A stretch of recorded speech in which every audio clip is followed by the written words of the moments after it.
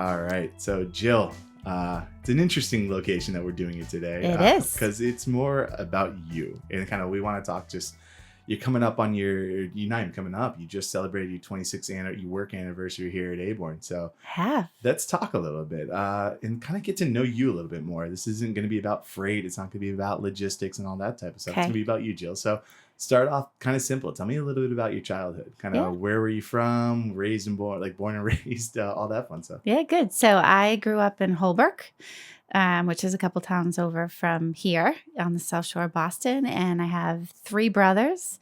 I'm actually the youngest. Well, technically, I'm not the youngest. I have a twin brother, and I'm 5 minutes older. And then that matters. It matters a lot. And I have 2 older brothers. I'm raised by a single mom. My parents were divorced. And so we kind of grew up, we all had jobs as soon as we could. We all supported the household as best as we could. And, it was really about working hard and being a family unit. I don't know, I think it's pretty normal for the most part. We were not super wealthy. We were definitely living paycheck to paycheck, but I think a lot of my peers were at the same time as well. Yeah, I mean, it's also that kind of New England grit that you hear a lot about. What was it like growing up with 3 brothers? Crazy and fun, super protective of me, of course, especially being younger. And, if once I started dating, it got really, really challenging. But I honestly wouldn't have it any other way. Yeah. What about the twin? Yeah. Like, how was that? Like, how's that whole breakdown? Oh, being a twin, the best way to explain it is you don't feel like a whole person unless you're with that person. Like being a twin is a very strange connected feeling. Even with that, like as a brother, cool. How type of twin is that? Yeah, I think so. I think we both are very intuitive of each other without, you have a language that isn't spoken. I can probably figure out how he's feeling about something more so than others, and him probably for me. But it's fun. Being a twin's fun. That's cool. And I was a best man. You were a best man? I was a best man when he got married. How was the bachelor party? I was only invited to a portion of the bachelor party, not the whole one, but what I saw was fun. I'm sure the rest was much more fun. Very interesting. Talk about schooling for me. I mean, it sounds like you had a system or a network around you, like your brothers and stuff like that. But what was schooling like? Yeah, so we all, went to the same high school. So my older brothers were all close in age. I think my oldest is 4 years older, but the 3 of us, my oldest brother and me, my twin, were all in high school together. So that was really fun. Grew up in a very small town. So what I loved about it was we didn't really have cliques, My brother was very, very, very smart. He was a wrestler and he was in band and he was super popular. So to me, I think it's what the world's missing today. Our friends were our friends because of who they are, not what they are or what they have.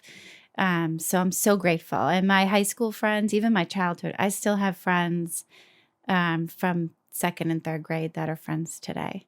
And I think the cool thing about that is, I'm sure you'd feel the same way, right? Like nobody has known you that long except for your family, and that to have those friendships still in your life, like people that have literally known you since the 2nd grade, it's phenomenal. It really is. It's great. Did they move away, or is it all kind of still here? And some are away, but most are still around. Jeez. Yeah. It's wild. It's the craziest. I find that a lot up here in New England is a lot of people, you stick around a lot. But I was talking to someone, like in Florida, right? It's you stick around because you have generations built on generations, like living up here. Whereas like in Florida, it was like my grandparents were like born and raised here. You're like, okay, that's like 3. That's not that impressive a generation. And like you're like, I got to get out of here. Well, it's like I feel like up in New England, it's like you have like your family line is New England. It's wild. Yeah, and you are right, because I hear it so many times from people that didn't grow up here. I even have friends that don't, from other countries that live here, and they say it all the time, like, you're just so tied to each other. Like, we'll go to a restaurant and you'll bump into a cousin, and the cousin says, oh my gosh, I met your friend Judy the other day, and she said you guys used to, do cheerleading together. And he's like, there's just, everyone knows somebody somehow in your world. Yeah. It's true. I don't know it to be different, right? Because I don't know it any other way. Yeah, I know. It's fun. I really forget who I was talking to, but we I was just talking about the difference because I'm growing up in Florida. Like when I moved up here, I was like, I have plenty of family and whatnot. So I walk around and just normal Southern, you wave to your neighbors and stuff. And like my first up here, everyone's like, who the hell are you? Right. Like, they would not even look at me. I'm like, what is this? I'm like, everyone's mean. But like, I tell them like, oh, I'm so-and-so's cousin. And they'd be like, oh, I love so-and-so. And like, they all get to know you. And I'm like, man, it's so weird. Like how this all works out. What happened after high school? Kind of where did you go from there? Well, it's so silly. So after high school, I was obviously getting ready to graduate. My twin was off to college, and my dad, who was, "Are you gonna go?" And I said, "I'm not going to college, Dad. I'm gonna get a job, and then I'm probably gonna get married and have a bunch of kids and be a stay-at-home mom." So, the college thing, I just at that time was like, it's probably not something that's in the cards for me, and I really didn't have any idea what I wanted to do, and I thought, I'm not going to spend this money that I'm going to have to borrow, right? So I'm going to be in debt, and I'm not quite sure what I want to do. So off my twin went to college, and then I actually went and worked at a trucking company. One of my best friend's moms, who's still one of my best friends today, her mom was the office manager at this trucking company. And so she hired me. And that was kind of what, the stepstone of my career in logistics. Really? So it was just a job. Yeah. I just right out of high school. I think I was out of high school a couple of weeks, and I went to her office and I put in an application and I had an interview, and she hired me. And so I started there answering the phones, and then for customers and getting them to the right place. And then it was, okay, well, now I want you to take the calls for the drivers. So if the drivers are at a stop and they call in and they can't get the freight off, or the freight's short, or something's not right with the shipment, the drivers would call in and I'd be the person they talked to, and I would try to figure out what was going on and try to get the freight off or figure out how to solve the problem. And I loved it. And then, I just kind of kept doing more and more. So then I started doing OS&D, which is over, short, and damaged. So everyone would call me when their freight was broken or it was missing things. And, clients would then be filing claims with us, and I would have to follow through the claim process. And so I was there for a few years, and I ended up in this new position they created called a customer service manager. And so the funny thing about it is the owner of the trucking company, the president and CEO of the trucking company at the time, was named Bill Clifford. And I'm Jill Clifford. Right. And he had a daughter named Jill. But it wasn't me. And so he creates as a corporation, so they had terminals all over the Northeast. And so corporate creates this position called a customer satisfaction supervisor. And so that's who I was in my terminal that I worked in Braintree. And I worked with the national account sales rep in my terminal. So I took care of all his customers. So Talbots and, all the big customers around, right. Reebok, all of those guys were our clients. And I would make sure their freight picked up and it delivered. And so you can imagine it was a less than truckload carrier called St. Johnsbury Trucking. And we had these line haul schedules. So line haul would move. So you'd pick up freight all day and you'd bring it back to the terminal. And then they'd load it on these line haul trailers and they'd run it out to Pennsylvania, or they'd run it out to North Carolina.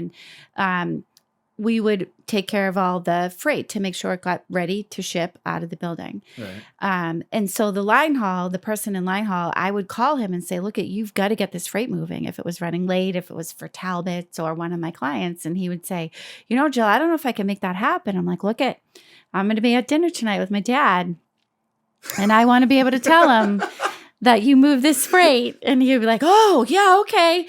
And so no one knew that I wasn't the Bill Clifford's daughter, Jill. They just knew I was Jill Clifford. They were never sure if I was really his daughter or not. And no one ever answered it. So when people would call the terminal and ask our terminal manager, hey, is that Jill Clifford girl? Is she actually Bill Clifford? And he's, no, I don't know. I'm not sure. Like, they just wouldn't tell. So it was really fun. How did they know that how did they know Bill had a daughter named Jill, but they didn't know what Jill looked like? How did that all work out? So there's thousands of people at this trucking company. And when they created this position, customer satisfaction supervisor, most of the people in the company knew that Bill Clifford had a daughter and that her name was Jill. And so when they announced this new position, they had all of us new customer satisfaction supervisors stand up one at a time. Right. And he introduced us one at a time. And when I stood up and he said my name, he gave a very strange look because he knew people were assuming that I was his daughter. And he never said I was or I wasn't. And so he left with this question mark of who is the real Jill Clifford. And so it really helped me in terms of navigating internally within St. John's Bay of getting things done. Right. But what I loved about it was I really loved the client experience. I liked helping clients. I loved when a client called and they were really upset and had a problem and needed help, and I had the ability to help them. So how did that work? Because I'm going to not trying to guess your age or say any of that stuff, but I'm going to guess it was before like you could type on a computer real quick, like who this client is, where they are. No, I mean, we had phones. Yeah, but like you didn't have like visibility or anything. Like how did you, so why did you like that? I'd feel like it would be something, I mean, I know why you like that. I talk with you every single day. I know that stuff, but like, how did that work? How was it without having that digital access? You're talking to like a millennial who could not think crazy, of like right? not having a phone right there. We didn't even have a fax at that point.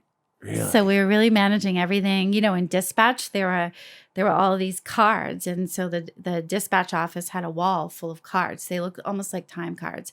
And what they were was driver Kyle, and all his stops for the day were written down on that card. And every time he'd finished the stop, the card would move to the next one and the card would move for the next one. And then the drivers all had the walkie-talkie radios. So they're calling into dispatch as to what's going on. But then once that freight left your terminal, because it would be going to Vermont or somewhere in, upstate New York, it's going to ship to another terminal. And then you'd have to pick up the phone and call them and say, did you get those 4 skids in? And are they out for delivery? And by the way, your appointment time's at 3:00. Call me back when it's done. I need to know. And that's really how you were tracking and tracing freight. Wow. Yeah. It's all paper and all phones. So for you, the thing you loved the most was just talking to like the people, like being on the phone with the truckers or talking to the clients? It sounds so corny. I sound like Barney when I say it, but I really do. I still do today. I feel the same way today. I absolutely love being able to help people do things better and fix problems. I just do. Do you think that's from like the whole, like you and your brothers kind of supporting and like helping each other and all that type of stuff? Yeah. I mean, being raised in a single parent home, you absolutely take on a bigger role in your family. Right. And I think the other thing that happens is you also get a lot of support from your siblings that maybe you wouldn't need if you were in a mom and dad home, right? If you were in an intact, it's hard to explain. Like, of course, my mom had to work a lot, right? She had 4 kids to support. And so, I sometimes feel like at times my oldest brother was more of the father role, and he would help me with homework. And, my brother Garrett would braid my hair in the morning before school. Like, I think there's a work ethic that we all have. And I think it came from being raised by a single mom who worked really hard to support us. But it's like 2 things, right? Because the work ethic, I know, like I see that you're the first one here, you're the last one, and I could see exactly where that would come from, kind of hearing your history and stuff like that. But it's that people person ethic, that are like how much you love kind of connecting and communicating and stuff like that. That's fascinating to me. It definitely fuels me, and I know it does in other people. No, tons of people hate talking. It's like a whole internet thing of like, I hate people, show me dogs. Yeah, but you definitely you do not have that. So no. Take back to the trucking. So they create this position for you. You've convinced the entire company that you're the boss's daughter. Working that. So how do we get to the next phase of your kind of career journey? So the next phase is here. Right. And so what happens is one of my clients, I take care of their customers' freight, is the now Aborn Company. Right. Okay. So Tony Devlin, who is our national account sales rep with St. Johnsbury Trucking, he worked with Russ Aborn in the team, and he negotiated all the transportation rates between Russ's clients and us as a carrier. And then I would make sure all their freight picked up and delivered, and if they had problems with freight bills. And so at the time, Russ had this man, I just adored him. His name is Bernie Blaney, and he was running the operation for Aborn. So I would talk to him all the time. And so the trucking company shut its doors, not because of the service. It was awesome. It was a whole equity play and it just got ugly. But anyway, I left there and I went to overnight transportation, which is now UPS Freight. And I opened a terminal there, and I did everything in this terminal. I was in dispatch. I worked the dock. I did all the claims. How old were you doing this? I was like 22. Yeah.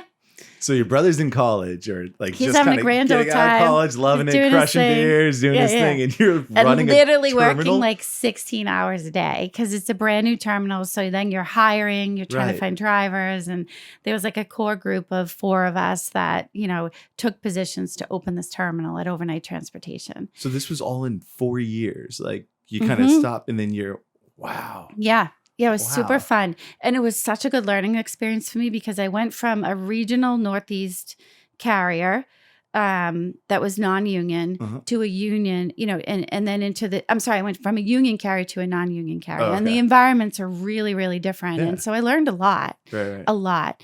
And so when you're in a terminal for a trucking company, the only place to really go from there is sales, which I was never going to do sales. I saw myself as an operations person. Spoiler alert. It literally break out in hives at the thought of selling. I don't know why. I still have that problem today. It's a huge uncomfortable place for me, and I continue to push myself there because I do think you grow when you're uncomfortable. Right. And I think as a result I've grown a lot, but definitely wasn't my norm. My thing was ops all day long. I would have never guessed that. Isn't that crazy? Yeah, because you're such a people person. You like talking. You're interested in people. I would have assumed it went that way. I think it definitely, for me, has always been an internal confidence thing.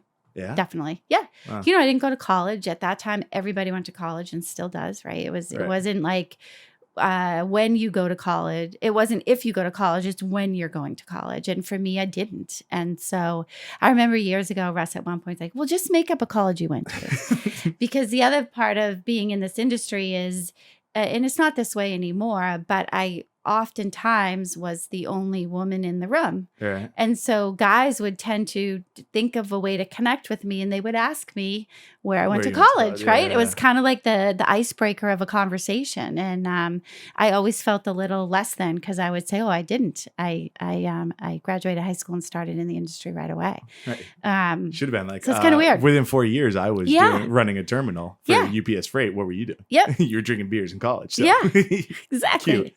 But so this overnight transportation work was awesome. But I knew if I was going to aspire to be anything at a carrier, it was going to be sales, which I was never going to do. Right. Or I was going to have to move to a corporate office in a corporate environment. And those corporate offices were in the middle of the country. And that at that stage of my life was something I wasn't willing to do either. And so I actually went back to Tony Devlin, who is the national account guy that I worked with at St. Johnsbury. And I said, I'd like to just maybe go work for someone who ships freight, not a carrier, but maybe one of our customers. Right. Could you make me some introductions? And he did. And I accepted a job at Reebok, and I was so excited for it. I was going to be working in their traffic department. They created this position for me. I was super, super psyched. And then Tony said, Russ Aborn, he's looking for someone. Why don't you get on and talk to him? And I said, okay. And so I drove down to Plymouth, Mass, and I met with Russ, and I sat down, and he said, Tony tells me you're the girl for the job. And I said, okay, well, what's the job? And he said, I don't know. And I thought, this guy's nuts. What do you mean?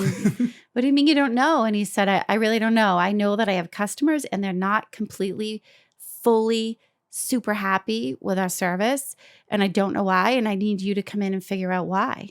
And I said, oh, okay. And I had an idea of the business model because they were a customer, right? Right. So I said, all right, so, when do you want, if I take the job? He's like, well, do you want it? And I said, well, I need to think about it. And he's like, all right, well, how long do you need to think about it? And I said, can I call you tomorrow? He's like, oh, yeah, I guess tomorrow's fine. And I said, I'd really like to give a 2-week notice where I am because my dad always taught me that was the right thing to do. And he's like, yeah, no, that's good. But I'd like to know tomorrow if you want the job or not. Again, Tony tells me you're the girl for the job. So, and I left and I went home because we didn't have cell phones then. And I called Tony and I'm like, what? This guy's like, what? He doesn't know what's wrong with this company, but he needs help. And I talked it out loud and I said, I'm going to take this job. This sounds like a blast. He has a problem. Right. I love solving problems. I can make customers happy, which was one of my favorite things to do. And it sounds to me like he's saying, here's the ball. run with the ball and see if you can figure out how to fix the play. Right. No, it sounds like I'm just thinking of the whole, like, so when I work with interns or when I have interns, I usually tell them like, hey, I'm going to give you every piece of work you can do. Find what you like. Because that way, when you're actually in the real world and you got to make adult decisions, you can hey, I like editing or I like doing this and I hated doing that. Yep. It sounds like you kind of had that opportunity. I did. And, it's such a great point to make because I've always been that person that always wants to do better and do better and do better. Right. So, and I spent a lot of my career doing things I wasn't great at to try to get better at them, like data science. Are you kidding me? And then I said, forget this. I'm going to just really get better at what I like to do. Right. And so my dad was really not happy with me because my dad had a career at Procter & Gamble and he retired at 52. Yeah. And we thought he was so old. Like, big deal. We're having a party for you. You're old. You're retiring. Can you imagine 52? I'm like, I'm 48 now. I cannot imagine. That's never going to be for me. And so when I told him, he was so happy I had got this job at Reebok. Right. I said, Dad, I think I'm going to do something different. He's like, what do you mean? I said, I'm going to go to this small consulting firm and this guy has a problem and I think I can fix it. And I'd really like to try. And it sounds exciting. And he's like, Jill, you take the corporate job, the 401k, the benefits, the whole thing. And I said, well, I'm going to take this other one. And today, for the last 26 years, when he talks about his daughter and tells his daughter's story to his friends, he always says, like, thank goodness she didn't listen to me, right? Right. Because not just because, now I'm the president of the company, but just because of the last 26 years, I absolutely love what I do. And I know there's millions and millions of people that can't say that. And I feel so great. It gets me filled up. I feel so grateful for that. And the man at Reebok that was going to hire me, well, corporate America is very different now than it was in my dad's age, right? He did have the ability to retire at 52 because corporations took care of their people. Right. And they don't do it anymore like that. And so every time, so the man that Reebok that hired me in the course of like 12 years, he had been let go, not because of his performance, because of cost cutting, because of economy tipped. And, he was looking for jobs and I wasn't. Right. Because I took a shot. Really, I don't even think I took a shot. I feel like Russ took a shot on me, said, see if you can figure this out. And I figured it out. But you still had the energy. You had that excitement of what you were doing. And I think a lot of people, I feel like I'm kind of the same way. I'm not trying to make the interview about me. No, you are. You're curious. No, I definitely. But you're curious minded. And well, in the sense, I had no idea. I just stupidly went to college. So I got to pay money for no reason. Although I enjoyed my experience. I loved all that part. But I went, it was the same thing. I really didn't know what I wanted to do. So when I kind of got out into a work world, it was like people who wanted me to help fix something. I gravitated more towards that than hey, get in this role, follow, here's this linear path and stuff like that. It seems boring. But it's fascinating because you end up working for the same company for 26 years as a problem solver. So let's get into that. Let's talk a little bit. We're already 25 minutes in, so this is already shaping up to be one of the longest interviews, but talk to me a little bit about that. How did that work? Prior to where we are now, kind of where the growth is with Aborn and what we're trying to do. Take me before all that. What was it like? You kind of were almost kind of a single person, right? Well, no, when I started with the company, there was probably 25 plus people there. Oh, really? Yeah. Maybe when Russ sold the company, maybe it was, but prior to that, maybe there were 15 people. And so I came in and I did what you did. I spent a ton of time with everybody. Right. Again, I didn't have a job description. Right. The only thing I knew is customers weren't happy and I needed to figure out why. And so I just spent a ton of time with everybody and everyone was a little bit confused as to why I was there, as was I, except that customers weren't happy and I needed to figure out why. Right. And it created, I built this rapport with everyone internally and they built a rapport with me. And then they understood that, okay, we're going to figure this out. And Jill's, it's her job to figure it out, but I got to help her because she has no clue. Right. She doesn't even know who the customers are today. So I spent a lot of time with a lot of people and we built this little family. Right. And so I did everything. I did I was booking freight. I was doing all the client reporting. I was negotiating with the carriers for client pricing. So anything we do today outside of like writing code and data science, I've done the work. Right. No, Yeah. I've done all of it. Yeah, I've walked in. You're like, hey, I'm over here today doing this. That's like, right. Oh, okay.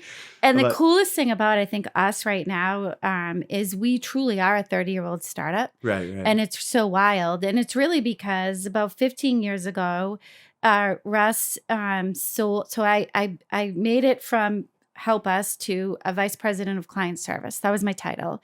And there were 2 other VPs in the company, Mark and Tom. And Russ sold the company to Mark and Tom and the employees. And I had just gotten married and was getting ready to have a family. And Russ had some things in his life that, he worked himself, paid through college. He was always working. And he had some things personally that him and his wife and family wanted to do. And so we kept some clients to keep me busy. We had strategic partners. So we were working with a firm we still do today, and they were bringing us a bunch of work. And so I worked my work around my life. I had babies, and we kind of scaled it way down for a number of years while I was raising kids and Russ was doing what he wanted to do. And about 7 years ago, I said, do you want to drive this thing like a BMW again? Because we've been driving it like a Toyota Corolla.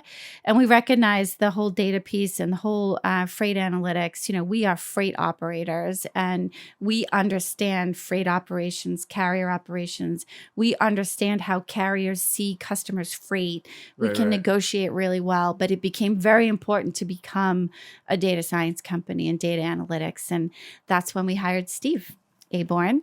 Right.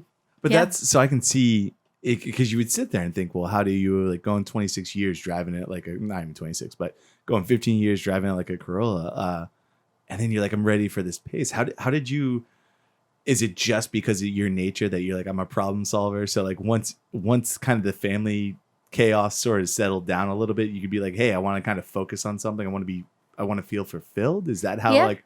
Because I would feel like this could be a whole discussion around working moms, right? Yeah. Yeah. I feel very grateful I had the ability to raise my kids and have a career, because I did. I had both. Right. And what I had was the flexibility to choose my time, right? I didn't have to take on a client that could potentially consume too much time and take me away from my family for too long. Mm-hmm. Because I was, had Russ, I was a partner and had a decision. I had the decision. I wasn't in a company that said, you're going to work here, you're going to report at 8, you're going to leave at 5, you're going to give us an hour full lunch. I didn't have that. So it gave me this immense flexibility.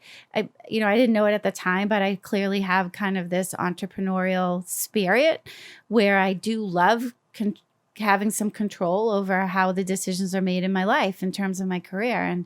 And thankfully, Russ has, he's my best friend. He's been my mentor in business. He's been my mentor in life, and has always just been, so open and available to me to let me try things. I can't tell you how many times over the years that I tried something and I brought it to him and said, I want to try this. And here's what I think is going to happen when I do. And he's like, go ahead, try it. And then I bring it back. I'm like, this didn't work out the way I'd expected to at all. He's like, yeah. I go, you knew? And he's like, of course I did, but you've got to do it and fail. Because if you don't fail, you don't grow, right? You just sit there being like, I would have worked if I would have done this. It's funny you say that, because it definitely is something that is here. Like the other day I was talking to Steve. I'm like, hey, I want to try this. I think I've done my research. I think I've read enough to be able to do this, but it could have some consequences if it fails. He's like, no, go for it. Like, you've done enough research. I trust in you. And like, I think it's something that you and Russ had brought to the table here. It's just like interesting. He did. He definitely gave us that culture, which is awesome. And it's not the culture for everybody, but man, if you like to figure things out, if you like to be creative, if you like to be strategic, if you like to have an opinion, here's where you want to be, because we don't make decisions. The only time this door's closed was when you're doing a podcast. Otherwise, we're all collaborating together all the time. And, I think if that's the one thing I can share with people is today, as president of the company, I don't work any different than I did the day I walked into the door here. I have the same drive. I have the same excitement. I have the same passion for just wanting to do right by our clients. And that's really where I come from. It's fun. I mean, there's so much more I want to talk about, but you just kind of gave me an amazing ending too. Yeah. So Thanks a lot. Yeah. But yeah, I mean, we can always follow up with this. But yeah, I mean, it's fascinating. I'd love to talk to you about like the pace of change in business and talk about kind of how did you handle all that type of stuff. But at the same time, we're at like a half hour. So I think it's a good little resting point. And wrap it up. If the audience wants more, they can always contact us on LinkedIn, reach out to you on LinkedIn at Jill Clifford. Same with me at Comic Knot, and tell us they want more. I mean, I thought this was fun. We did it in a different setting and everything like that. So Jill, man, thanks just so much. A for being here and taking a chance on me. Let me come in here and try to be a problem solver and everything. You get the ball. It's your turn. Yeah, trying. Let's keep growing and have fun doing it. Yeah. Absolutely. Thanks for joining me. Oh, thanks, Kyle. Thanks for having me. Of course. Hey, everyone. Thanks for watching Consulting Logistics. Jill is not lying when she says she walks in every day as president with the same energy she walks in from day one. She's the first one here. It's fun to watch and kind of experience Jill. So let me know what you think about this interview. It's a little different than what we typically do. So let me know in the comments. Did you like the format? Did you like kind of what we're doing? Because I'd love to do a little bit more of these too, kind of mix in the information and stuff. So definitely tell us in the comments section. Please subscribe, like, and I have no idea what video I'm supposed to be looking at on this camera. So I'm sorry if I'm looking all crazy, but I think the camera's right there. It is. So I'm looking at the right place. Haha. Yeah. Like, subscribe, not like, but like the video, subscribe to the channel to be notified when we have something new. Meanwhile, I'm Comic Knot, and peace.